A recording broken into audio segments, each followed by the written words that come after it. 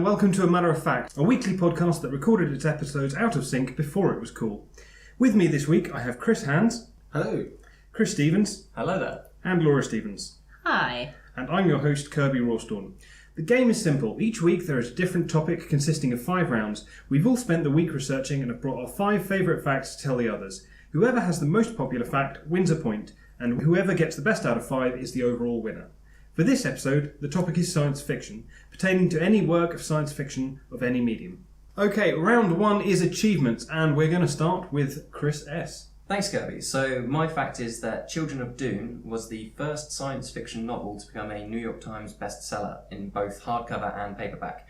It also was the first science fiction work it spawned the Nebula Award. It won the first Nebula Award for Best Original Science Fiction Piece of Work. It's all about, Dune, the series, the saga. It's Frank Herbert's masterpiece done in the 50s, and it in fact inspired people like George Lucas to write Star Wars, for Gene Roddenberry to write Star Trek, and for many other sci-fi spawns and spin-offs coming from that. Okay, that's really cool, because I always loved the... I've seen the film Dune, and I've read the book Dune. I've never quite got onto the sequels just yet, but I do think they're amazing books. But because he wrote quite a few of the Dune series, didn't he? Indeed. Well, Children of Dune is in fact the third in the series. The first book is, as you said, Dune. Wonderful. Has been redone as a syndicated series, I think twice, and a movie, in fact, by David Lynch. Fantastic film. Indeed. It's mixed reviews from various sides, but it is very good. It's, I think it's a very good portrayal in terms of what it tries to achieve with it, but it does make a few changes that kind of annoy some of the more die-hard book readers. Yeah.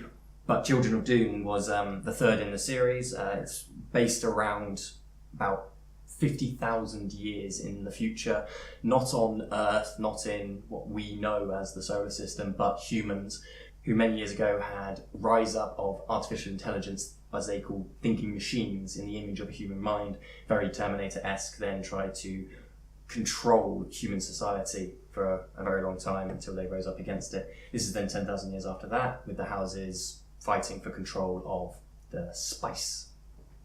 Which controls space. He who controls spice controls the universe. Controls the universe, indeed. And the spice must flow. The spice must flow. For all those Dune readers out there. Oh, yes. Excellent. We'll get on to more of that with my fourth fact preview. Yeah, put that in. It's fine. Cool. Anyone else? Good. Do you guys know Dune at all? I haven't, but it sounds interesting. I like the whole Judgment Day genre of sci-fi. It's a very philosophical book. I don't know much about the Children of Dune, but I do love the original book. And I think his son then wrote a sequel to it as well. The sequel that he wanted to write. Indeed, there was 2 more afterwards written by Frank Herbert's son. Cannot remember his name. J. Herbert, I think it is. J. Herbert. I don't think it was J though. Surely it was. No, it was J. Period. Yeah. J. Period. J. Period. This is awkward. So Children of Dune is also very philosophical. It takes on philosophy. I just realised part of our fact was wrong on that. Children of Dune is not the last one that he wrote. There's one afterwards that he wrote as well, which is the God Emperor of Dune. Okay. Oh, I haven't even heard of that one. Mm-hmm. I personally like Dune shoes, but I don't think that has any relevance. Is there some kind of mind-altering gas food in the heels of these shoes? Yeah, probably that's why I pay so much for them. Does it turn your eyes blue? Blue within blue. Yes, probably if I drink enough whilst wearing them. Will it spawn a Kwisatz Haderach? Maybe. Oh, the number of hard to pronounce words in that thing. I love that. Well above my head now, I'm afraid. I'll show you the film at some point. It's a really good film. Does sound worth watching. Laura, you're up next. You said it. Okay. That was the point. So when it comes to achievements, I really think this round can't go by without talking about the Hugo Awards, which is the science fiction award, technically. It's named after Hugo Gernsback, who was the founder of the pioneering science fiction magazine Amazing Stories, and it remained named this and were officially named the Science Fiction Achievement Awards until 1992, but colloquially known as Hugo's, and now officially known as the Hugo Award. There are lots of categories under this, starting at various dates in time, depending on what was kind of current in terms of what was coming out in science fiction. We're talking more about books and publishing rather than on the TV. So you've got your best novel, best novella, not best novelette, best short story, best related work, best graphic story, best dramatic presentation, long and short forms, best semi-prozine, best fanzine, best professional editor, long and short forms, best professional artist, best fan artist, best fan writer, and best fan cast. Now, I'm not going to go through all of them, and they have been going for a very long time, since the early 50s. However, I'm going to mention that the category of best novel, which I think is probably the earliest and most encompassing of what the Hugo stand for, the winner of that particular award this year, 2016, was the 5th season by N.K. Jemisin. Cool. Anything you want to ask, Kirby? I've not heard of N.K. Jemisin or The 5th season. the 5th season. Yeah. Well, was there 1 to 4 seasons before this, or is it literally a book? I don't know, unfortunately. I did not research that far. I simply found out as many different rounds in this award ceremony that I could find. Best novel are stories of 40,000 words or more. Novella is between 17,500 and 40,000 words. Novelette is 7,500 and 17,500,000 words. 17,500 words. That Laura can't say. Short story is less than 7,500 words, and then you go into all sorts of graphic forms, etc. Yeah, smart. Yeah, cool. I would hope that the Hugo Awards are given out every year without fail by Hugo Weaving in either an Elrond get-up or Agent Smith.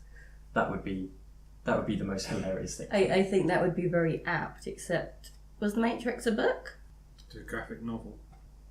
There is a book, but was it written after the film though? It was still qualified, surely. Is time even relevant anymore? That's true. Fun fact. Cool. In that case, we have you, Mr. Chris H. My fact is, my achievement here is not really an achievement for sci-fi itself, more one of the actors. So we all know the Star Trek actor James Doohan, who played Scotty in the original series. James Doohan actually survived an attack on D-Day, the end of the Second World War. He was shot 6 times by a Canadian soldier by accident. Well, he wasn't shot by accident, it was a case of mistaken identity. Was he wearing a red jacket or something? He must have been. It had to be in the red jumper. Friendly fire. Jeez. What? That's amazing. And he survived, 6 shots? He survived, and he only survived because he was a smoker. It was his cigarette case. He had the classic. Indeed, in his top pocket. So 4 shots in the leg, 1 in the hand, and 1 which would have pierced his heart, but he was saved by his cigar case. That's fantastic. So a big achievement for James Doohan and for science fiction, as we've never had the original Scotty. Bloody hell. I almost made a joke about this before, where I realised I was actually confusing him with the Doctor. McCoy, that's the one. Yeah. Oh, I would have... Can you imagine Star Trek without Scotty, beaming up Scotty? Oh, it's an iconic voice. You always hear it. Yeah. No, I can't. Not that I watch that much Star Trek, to be honest, but yeah, it's all available on Netflix now. All 5 different seasons. DS9, really? Star Trek, The Next Generation, Star Trek Original, Oh, that'd be quite fun. Voyager, and Enterprise. My wife will be so pleased.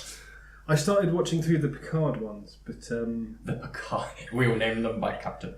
Sorry, That's a very good way of doing it. I love it. Is it Generations? Generations, the film Generations. No. The Next Generation. The Next Generation. There we go. I knew there was Generation in it somewhere. Star Trek. Last of the very shaky special effects. Oh, But most of the warp shots were a guy holding a model of the Enterprise running past the camera. Bonus fact as well, Patrick Stewart didn't unpack for 6 weeks. Yeah, I read that thing yesterday as well. BuzzFeed, that's the problem. People will go, you just read that fact 3 days ago on BuzzFeed. I'm onto you. Yeah. Would you like to recite the fact anyway, for the sake of those that maybe haven't? Oh, Patrick Stewart didn't unpack for 6 weeks. Sorry, yeah. Do we know why? For when he was shooting the first season of Star Trek, he got the part, he wasn't sure about it, and when he got there, he thought, I'm not really the man. In fact, his trailer had the words British Shakespearean actor, because he wasn't a big enough name in America for them to know who it was. So he didn't unpack for 6 weeks, because he was convinced that the executive producers would come in at some point, say it's not working out, and replace him. Jog on. Sooner or later, he realised that wasn't going to happen, and enjoyed it ever since. Cool. There we go. Yeah. Okay, so round 1 was achievements. Are we going to go with Chris S's Children of Dune, Laura's The Hugos, or Chris H's Shoot Me Up, Scotty? Well, How is this done? I've never been here before for this. I generally look at someone and they tell me who they're going to vote for. But yeah. I see. So- No, it's cool. I Sometimes kind of he did a scan around there, so that wasn't particularly helpful. Chris? Well, for me, it's the Hugo Awards. Thank you. Fantastic. Laura? I'm going with Scotty on this one. Scotty? Other Chris? absolutely has to be Scotty. You know, jaw dropped when I heard that fact. So six shots and saved by cigars. You know, smoking saves lives. Cool. I like the fact that you had to ask whether he survived without calculating whether D-Day was before the filming of Star Trek or afterwards. Well, I assume it must be D-Day 1945, the D-Day, Yeah, because the there was D-Day, no... not just a They didn't D-Day. specify a year. Yeah. Plus, why would they be shooting pretty it sure. Yeah, it must be D-Day. Canadians finally did something wrong. Pretty sure they did. I'm pretty sure they said sorry afterwards. Though. Oh, don't. I've got a friend from Canada, so I've heard all these Canadian jokes. Like, why don't Canadians ever have orgies? I don't know. I don't think it's have road orgies. Too many thank you letters to write afterwards. How'd you get Canadians out of the swimming pool?